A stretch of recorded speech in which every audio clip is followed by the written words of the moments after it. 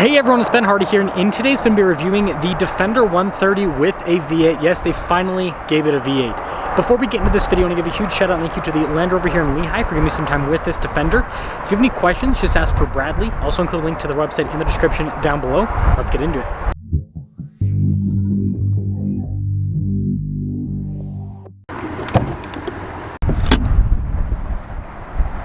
Under the hood, we have a supercharged 5-liter V8 that goes through an 8-speed automatic transmission. Fuel economy is 14 around town and then 19 on the highway, with power outputs being 493 horsepower and then 450 pound-feet of torque. Before we move forward with this review, I do want to mention if you want to see more videos just like this, then I recommend you subscribe because I post content every single day. So I've already reviewed the new Defender 130, so I'm just going to focus on some of the cool details. So with all the Defenders, you get these checker plates, which I think are pretty fun. And then down below, the headlight design also really cool. And then this one's nice with all the blacked out trim. Contrasts very nicely with the metallic gray that you have here. And they've got these blacked out wheels, pretty large overall. And you can see with the blacked out trim all along the side. And then being a 130, it is going to be a big beast. Quite a bit longer than the 110 sibling. And then of course you got the fancy Land Rover key fob here. V8, you get the cool exhaust tips here at the bottom. And then of course you got the swing gate. With the 130, behind the third row is not a ton of storage space, but if you fold the third row down, you get quite a bit. Third row passengers get nice trim here in the rear. You can see you've got heated seats as well as vents in the back. They also get their own sunroof there in the rear as well, and pretty decent space for an SUV that's in this size category. And we'll plop that close. You guys can see here with the gray taillights, just like other V8 Defenders, but there's the exterior. And then the 130 with the forward sections you can see with the nice trim here, but basically this is just as spacious as a 110 up front. You just also get the third row. And I mean, look at that with the legroom. You can see here with the climate controls in the rear. And notice that we do have a little driveline hump, but we do have captain chairs, so that makes getting into the rear a little bit easier. Close that.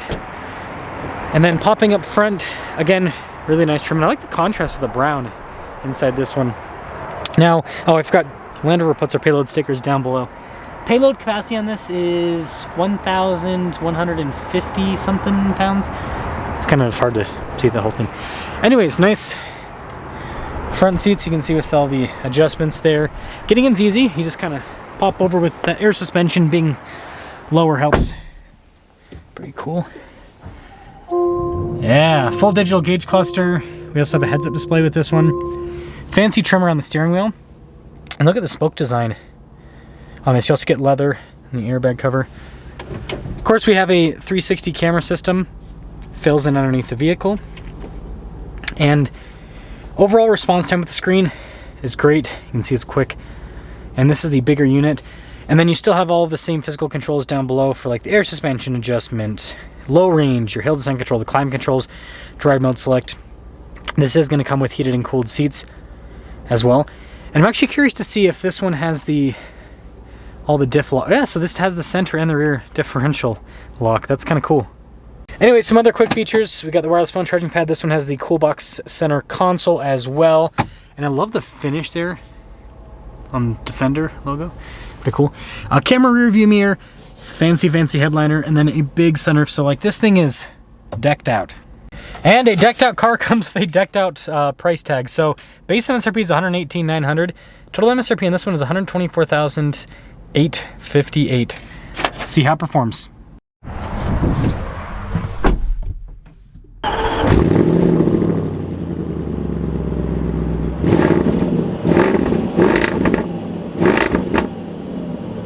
Well, V8 130.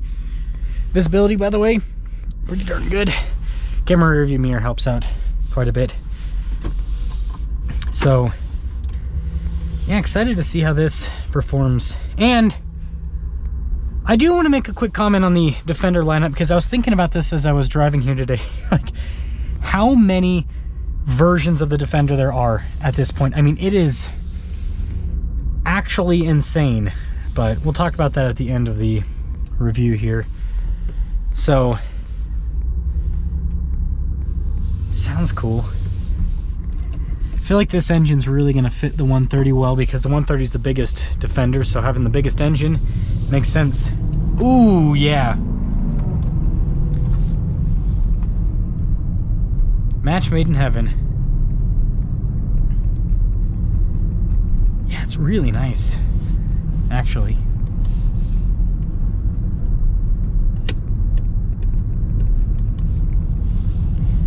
Yeah, suspension's nice and smooth. You know, with the air suspension, it helps that quite a bit. And something to note, you can always downsize the wheels with the Defenders. With the V8, the smallest you can do is a 20. But if you downsize the wheels and you do some nice... Oh, the windows? Oh, it's that windy.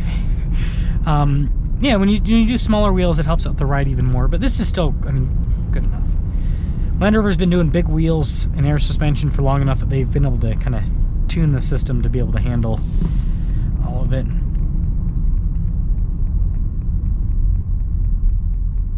Yeah, this just fits. This really does fit well. And I think the inline 6 is fine in the 130.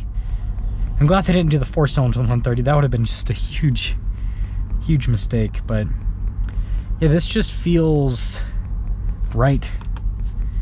It's a nice setup. And one thing I like about the Land Rovers is all the controls just make sense with where they're located. Oh yeah, that V8 power is so good. It's just smooth. Supercharged V8, it's really hard to beat. Fuel economy's not the greatest, but it has a big enough fuel tank. I mean, this... Yeah, I mean, it's showing over 300 miles of range, which for a big V8 SUV, that is not bad. If you get the inline 6, you can get closer to 400 miles of range on a tank. I feel like 400 miles is what most SUVs should just be at, like as a baseline. It's my personal take. So, yeah, for how much wind noise you can get with the Defender, it's not horrible. It's a really windy day today. Because of the boxy design, you get some up top at the windshield. But it's, for being a square, it's actually not bad at all. There's a lot of vehicles that are far worse with the wind noise that are squares like this. So, with the 130 V8, it just fits. So, if this fits in your budget, I think it's worth going to, because the inline 6 is enough power. This feels like a perfect pairing. This is the engine that, I don't know, it feels like this is what the 130 was meant to have. So that's a really nice setup. And then as for the Defender lineup, again, we've got a 90, we've got a 110, we've got a 130. You have a 4-cylinder, a 6-cylinder, you have a supercharged V8, and as soon as the Octa comes out, then you're going to have a twin-turbo V8. And not only that, there's different tunes. So like the inline 6 has 2 different tunes with the 130. This V8 has 2 different tunes with the 110. So I think there's just too much. I think that Land Rover has like cut the Defender pie way too much. This is a really cool car. I love the Defender. But here's my take. I think that after reviewing this is what Land Rover's lineup should look like. Get rid of the 90. I know.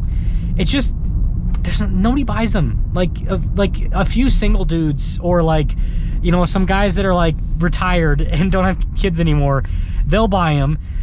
But outside of that, they just don't sell. So get rid of the 90, get rid of the 4-cylinder completely. Just so with the 110, you can either get a 6-cylinder or V8 110.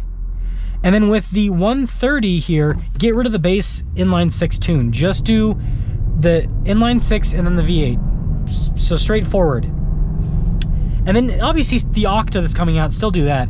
But I think that would actually lead to more Defender sales, not less, because the lineup would be so much more simplified. And I think that it would also make the Defender feel like it would make it more premium of a product. Because when you can get like a $50,000 4-cylinder Defender, and it looks not the same, but somewhat similar to a $100,000 V8 Defender, you know, I think that there's something to be said about that.